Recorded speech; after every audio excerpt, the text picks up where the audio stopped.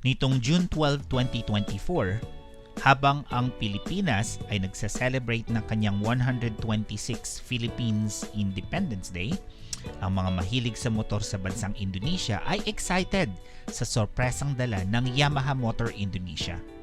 Ang global launch ng NMAX 2024 Turbo na isa sa mga pinakasopistikadong produkto sa linya ng maxi scooter ng Yamaha ay inulunsad sa bansang Indonesia. Kaya sa araw na ito mga brother, pag-usapan natin kung anong bago sa motor na ito at kung ano ang pagkakaiba sa kung anong meron tayo sa bansa natin. Kaya, kung handa na kayo, let's go mga brad!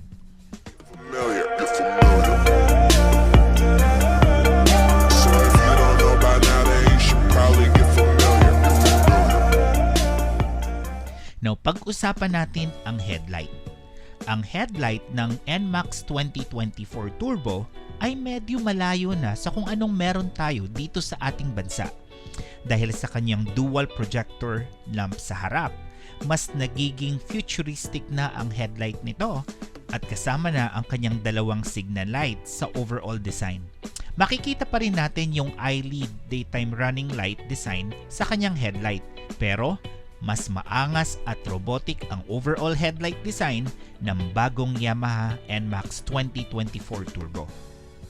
Kung taillight naman brother ang ating pag-uusapan, ang Yamaha NMAX 2024 Turbo ay naka full LED lamp na, kasama na rin yung kanyang signal light. At kung yung mapapansin, ito'y makikita sa ibabang bahagi nito. Kung sa design naman ng pag-uusapan, ito'y napaka-modern at bagay na bagay sa overall design ng motor. Sa rear fender, nandun pa rin makikita yung dalawang yellow reflectorize sa magkabilang gilid at plastic red na reflectorize sa babang bahagi nito. Wish ko lang na sana naka-LED na rin yung plate light ni Yamaha NMAX 2024 Turbo. Kung sa body naman ng motor ang ating pag-uusapan, konti lang ang ginawang enhancement ni Yamaha. Pakiramdam ko mga brother parang binalik ni Yamaha yung design ng version 1 with a twist. Meron ng mga corner na nilagay sa front cowling at dinagdagan ni Yamaha ng dalawang lock sa front ng espada at meron na ring mga corner sa kanyang body design. Kaya kung inyong mapapansin, agaw pansin talaga ang bagong looks nito. Merong konting changes sa design ng kanyang front fender. Pinalaki yung kanyang side support na halos matabunan na yung kanyang front shocks. Pero pansin ko lang na hindi hinabaan ni Yamaha NMAX 2024 Turbo yung kanyang front fender. Parang nasa 20% lang ng gulong ang kanyang natatakpan, kaya baka kailangan pa rin nating maglagay ng fender extension para iwas talsik ng mga putik sa likod ng kanyang headlight assembly. Ang Yamaha NMAX 2024 Turbo ay may bagong panel board design na makikita sa mga electric cars sa ngayon. Ang tawag dito ni Yamaha ay infotainment display dahil sa information at entertainment ang makikita mo dito. Maliban dun sa mga basic information tulad ng odometer, temperature, high beam indicator, digital clock, TCS indicator, Y-Connect indicator at iba pa, meron na din itong navigational system or pwede nating tawaging digital map na nakalagay sa mga premium variants. Kaya malaking tulong ito sa mga rider na katulad natin nang hindi na umaasa pa sa ating mga cellphone ng direksyon, lalong-lalo na pag tayo ay nasa long drive. Yung riding mode condition, katulad ng T-mode or town commuting, at pati na rin ang S-mode or sports touring ay makikita mo din sa panel na ito.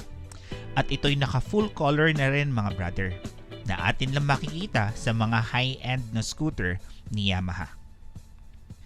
Isa pang simpleng upgrade ni Yamaha ay meron na rin itong electric power outlet Type C mga brother.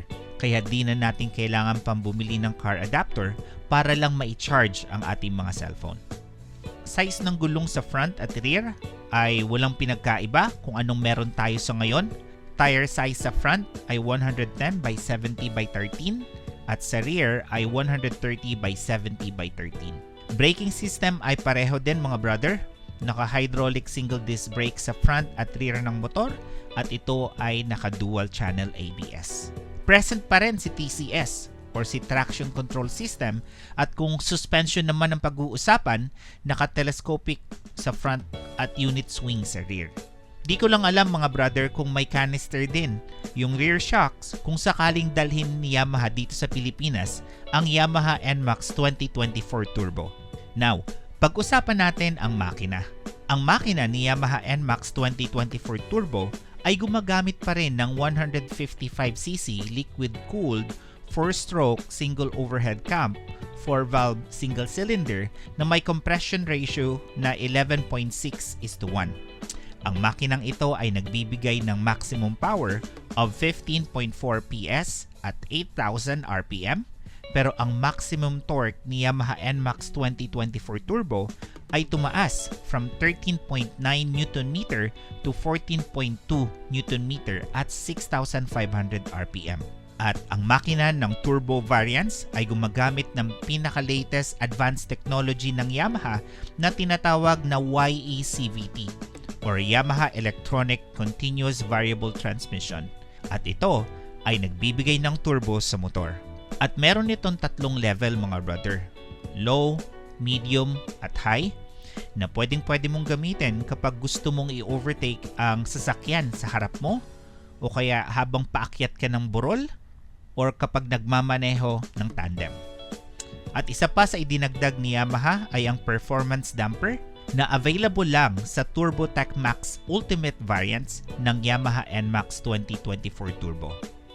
Fuel tank capacity ni Yamaha NMAX 2024 Turbo ay di pa rin nagbago, nasa 7.1 liters pa rin at wheelbase ay nasa 1,340mm. Pero medyo mataas ng konti itong Yamaha NMAX 2024 Turbo. Ang overall size ng Yamaha NMAX 2024 Turbo ay nasa 1,935mm by 740mm by 1,200mm. At ito ay mataas ng 40mm kung ikukumpara sa NMAX na meron tayo sa ating bansa. Seat height ni NMAX 2024 Turbo ay tumaas na rin. Ito ay nasa 770mm. Ang meron sa atin ay 765mm. At ang ground clearance ay tumaas from 125 to 135mm. Medyo bumigat na din ng konti si Yamaha NMAX 2024 Turbo. Nasa 135 kilograms yung TurboTac Max variant, 133 kilograms yung Turbo variant, at 130 kilograms yung Neo variants. Ang meron sa atin sa ngayon, yung ating NMAX ABS ay nasa 131 kilograms at yung non-ABS natin ay nasa 129 kilograms. Kaya kung medyo nahihirapan tayo sa seat height ng NMAX na meron sa ating bansa, medyo mahihirapan din tayo ng konti pag sakaling dumating ang bagong NMAX 2024 Turbo sa ating bansa. At take note mga brother, medyo mabigat ito ng konti. Now, pag-usapan natin ang presyo. Ang Yamaha NMAX 2024 Turbo ay merong 5 version sa Indonesia. Ang pinakamababa ay nasa 32,700,000 Indonesian rupiah at ito ay ang NMAX Neo. Ang pinakamahal ay ang NMAX TurboTac Max Ultimate na may presyo na 45,250,000 Indonesian rupiah. Kung i-convert sa ating Philippine pesos sa ngayon, ang pinakamababang version ng NMAX ay nagkakahalaga ng 116,424 Philippine peso at ang pinakamahal na version ng NMAX 2024 Turbo ay nagkakahalaga ng 161,107 Philippine peso. Ang tanong, dadalhin ba ni Yamaha Philippines ang Yamaha NMAX 2024 Turbo sa ating bansa? Sa ngayon ay hindi pa natin alam mga brother. Pero kung sakali man nadalhin ni Yamaha Philippines or ni Yamaha Motor Philippines ang Yamaha NMAX 2024 Turbo, sana naman kung anong meron sa Indonesia ay siya ding meron sa ating bansa. Pero hindi natin alam, baka may mga dagdag bawas na naman, kaya Mag-antay na lang tayo sa latest updates coming from Yamaha Motor Philippines. So yan po mga brother ang overall overview ng bagong Yamaha NMAX 2024 Turbo. Sana po meron na akong naiambag na kaalaman sa inyo. At kung bago ka pa lang sa channel ko at gusto mo ng mga ganitong content, don't forget to click like and subscribe to my channel. At click mo na rin mga brother yung notification bell para updated ka sa mga videos na ating inilalabas. Hanggang sa muli mga brother, maraming salamat po at ingat po kayo mga brother.